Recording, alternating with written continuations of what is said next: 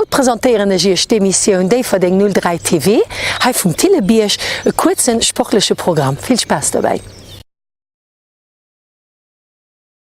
E puer kleng Änderungen si geschiet, den FCD für den 03 huet Center Pudeich den Trainerstaff komplett changéiert, ugefangen mam Paula Modio, den Emilio Lopo an de Patrick Foré. Den Carlo Miller huet sech Martin ennnerhalen. De Goalkeep ass den Outsider den aperte Geest vun enger Kipp. En trainéier doch méchendeel se leng, huet se egenen Triko a steet or leng tëschen de Pottoen. Dat wär fir een puer wochen de Fall beim Patrick Foré. Patrick Foré, geboren den 1. Oktober 1984, 1,70 m groß, an am Spiel Position vom Goalkeep ageholl. De Patrick hat seine Fußballjurenzeit beim CS Peting verbräucht, und mit 16 Jahren schon Goalkeep an der rechten Equipe. Mit 21 Jahren hat er ihn op du als Munneref gewechselt und ist auch Martinen an die PGR League herabgestiegen. An der Saison 2017-2018 hat Patrick dun de W bei den FCD von den 03er geschlagen und hat sich mit Julien Weber zwischen de Pottoen aufgewechselt. Und nachdem der ganzen Trainerstaff vom FCD von den 03 ausgewechselt gouf, kam de Patrick Foré mit seiner Erfahrung ans Spiel, auch steht er Posten vom Goalkeeps-Trainer. Wat mir auch Gelegenheit gegeben hat, für mich an der Purwieder mit Patrick über seine neue Challenge zu erhalten. Ja, ich meine, ich habe eine neue Challenge geholt. Das war am Anfang geplant für die nächste Saison. Denn Paulo wollte aber das direkt machen. Ich habe das akzeptiert, dann möchte ich auch immens zufrieden. Und voilà, ich meine, ich hoffe, dass ich Goalkeeper gut motiviert kriege, ihnen Spaß machen und am längst schaffen zu summen. Und das ist das, was zählt im Terrain. Also die Motivation für mit den zwei Keeper zu trainieren, ist beim Patrick noch mehr groß, wie selber zwischen den zwei Potten zu stehen. Ich muss ehrlich sein, zum Schluss war die Motivation nicht mehr da. Ich meine, das gebe ich nach weiterspielen. Es sind viele Leute, die mir gesagt haben, da komm, beiß nicht, aber das ist wirklich die Motivation am Kopf, was aufgeschlossen gewesen. Hätten sie mich gebracht, natürlich wäre ich da gewesen, ganz klar. Aber die Funktion, die ich da habe, was ich meine, hauptsächlich dem Erkan beibringen, ich meine, Julia, was dem Julia Luna groß beibringen, und hält natürlich viel von mir an. Also, ich bin wirklich froh, dass er eine Mannschaft hält alles matt. Und, ich meine, ich kann ihm noch ein bisschen beibringen, am Schwätzen und hier und da. Aber ich meine, am großen Ganzen, dem Erkan kann ich viel, viel mehr beibringen, und ich hoffe, dass er doch Zukunft in unserem Verein ist. Die Erfahrung von seinen 114 Matcher kennt dem Patrick Orlo zu gut, für das Goalkeeps-Training zu überholen. Ja, ich meine, auch für den Erkan, ich meine, alles, was ihn lehrt, das alles durch Spielpraxis und das Lomo und ihm, sich durchzusetzen. Ich wette, er wird eine Chance kriegen. Ich wünsche dem Jungen doch ein super Talent. Also, ich meine, als seinem Alter hatte ich just die Chance, dass im Moment kein Goalkeeper da war. Das hätte ich auch vielleicht nicht direkt an dem Alter gespielt. Schon mal 16 Jahre angefangen, ich der Goalkeeper. Aber auch nicht mehr, weil ein Trainer 100% auf mich gebaut hat. Es war auch nur kein anderer da. Und ich meine, dafür habe ich nur meinen Weg gemacht. Aber das alles durch Spielpraxis, wo ihn wirklich auch die Erfahrung kriegt, mit Schwätzen, mit Spielen. Vom selber kennt es nicht. Es könnte eine Schwierigkeit auf den Tür, weil für ein Match zu gewinnen, muss den zwischen den zwei Potten auch mitspielen. Ja, natürlich. Ich meine, fängt beim Goalkeeper an, wenn der keinen Angeschoss kriegt, dann spielt man 0-0. Aber ich meine, das ist eine ganze Equipe. 4 bis hin, alle Guten am selben Strang zu ziehen, das ist nicht nur der Goalkeeper. Natürlich zum Schluss. Als immer der Goalkeeper die ärmste Sau. Ich meine, jeder soll am selben Strang ziehen, ob Uwe bei oder nicht Uwe bei. Ich meine, jeder soll sich Riemen rappen und voilà. Ich meine, jeder weiß, was er muss weisen. Heute weise mir ein paar Bilder von unseren Mädchen beim Match gegen Danton Zebra Itzig.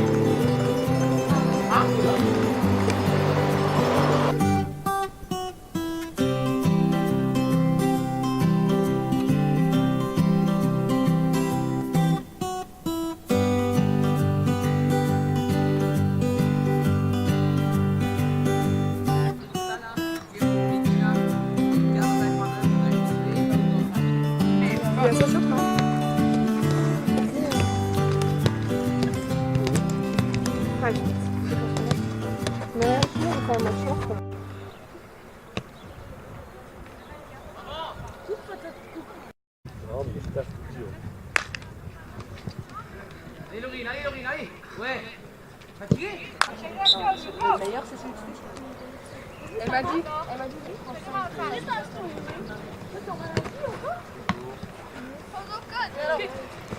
Voilà. Tiens, le coup, tiens.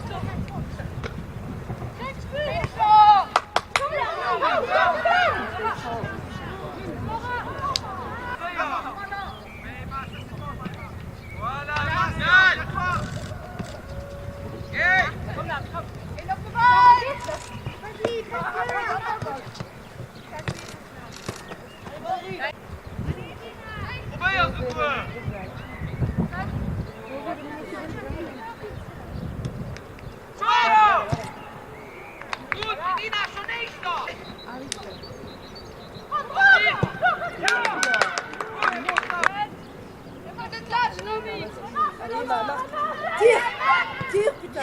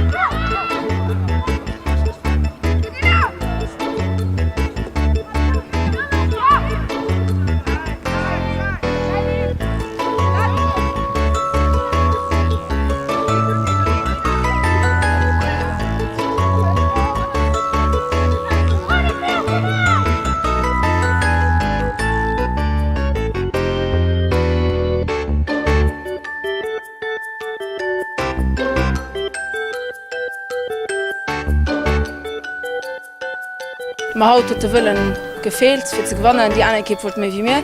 An mir beweisen mat den nächsten Matscher, dats mir méi willen wie déi wo mir haut och gespielt hun. Zum Match war kein guter Match. Sie wollte mehr wie mir.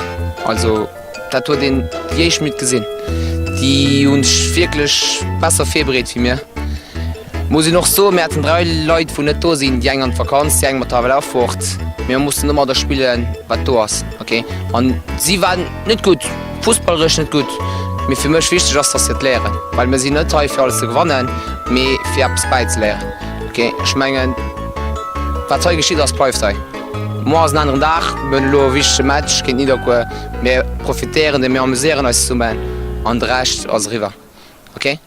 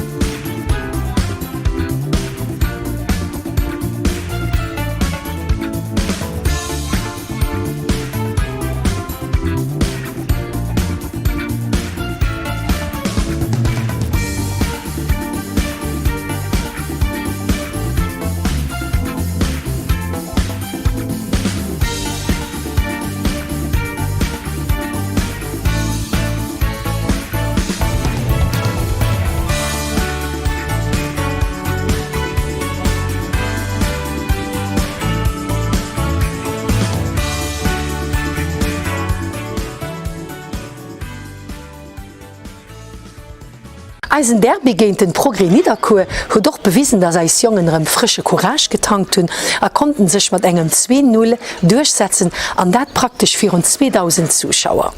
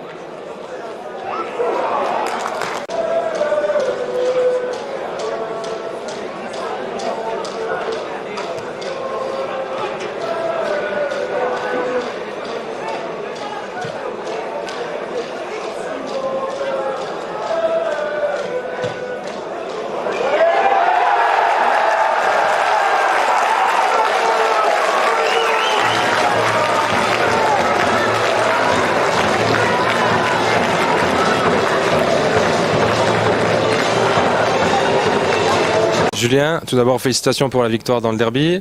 Petite question, qu'est-ce que ça te fait de ne pas prendre de but aujourd'hui? Ça fait plaisir, mais le plus important c'était la victoire, surtout de stopper l'hémorragie, la spirale négative. Maintenant il faut continuer à travailler et puis essayer d'enchaîner une série pour recoller au peloton de tête. D'accord. L'entraîneur a joué un rôle important durant le match? Il a changé de philosophie, on essaye de jouer plus au ballon, on essaye d'être très compact au milieu de terrain. Ils ont eu très peu d'occasions, on l'a vu, à part une ou deux, mais après il a fait surtout un travail psychologique parce qu'on était dans une série très très négative. D'un point de vue extérieur, on a l'impression que le groupe est devenu encore plus soudé qu'avant, c'est possible? Non, on était déjà soudés, après c'est toujours difficile de sortir après 4 matchs sans victoire. Maintenant on a eu la chance d'avoir une petite trêve qui nous a permis justement de passer à autre chose et la victoire aujourd'hui va peut-être nous permettre d'enchaîner sur des victoires. C'est ce qu'on espère en tout cas, Julien. Merci. Merci.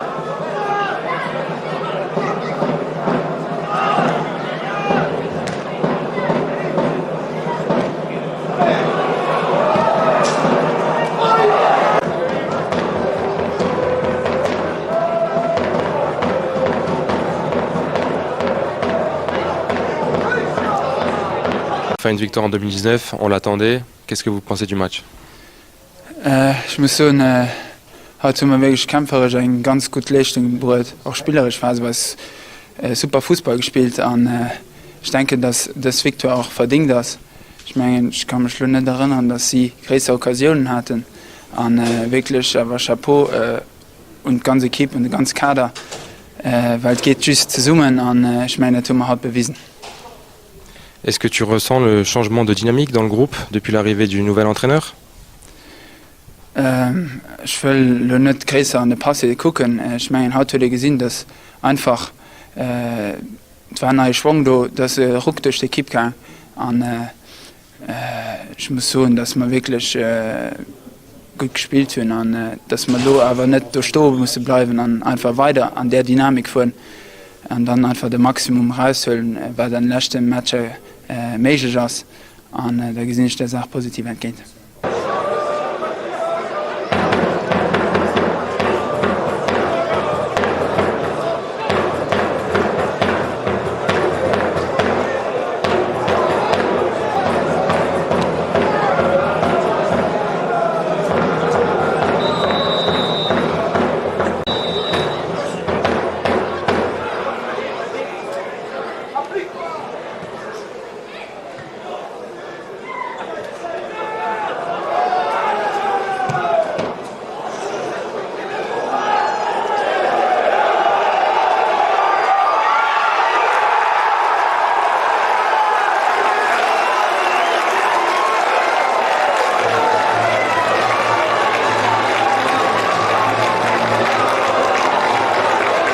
David, ça fait plaisir de te voir après un match qu'on a gagné. Qu'est-ce que tu penses de ce match? On va retenir ce soir uniquement les 3 points. Je pense que c'est le plus important avec un début d'année 2019 vraiment catastrophique où non seulement on n'a pas pris de points, si ce n'est le Racing, mais encore je le considère comme une défaite vu les circonstances de match. On doit retenir les 3 points, on doit prendre la confiance que ça va nous donner. Qui plus est, c'était contre Niederkorn, le derby. Donc voilà, c'est un double cadeau pour l'équipe. Maintenant, c'est un travail de remise en question et pouvoir aborder match après match. Il y a encore 24 points à prendre, mais on doit les aborder vraiment match après match et pouvoir les préparer correctement et sereinement. C'est vrai que cette victoire va pouvoir nous donner un petit peu de calme et de sérénité au sein du groupe. Qu'est-ce qui vous reste à préparer pour le prochain match? Ce qui nous reste à préparer, je pense qu'on va devoir continuer à travailler avec le nouveau coach, continuer à approfondir un petit peu sa vision des choses, tactique, footballistique, parce qu'en fin de compte, ça ne fait que 2 semaines qu'on s'entraîne avec lui. Voilà, il faut vraiment une remise en question. Comme je dis souvent, il faut pouvoir se mettre minable à un moment donné pour pouvoir repartir de l'avant. C'est vraiment quelque chose d'important pour ce groupe qui a été pas mal secoué ces dernières semaines, il faut l'avouer.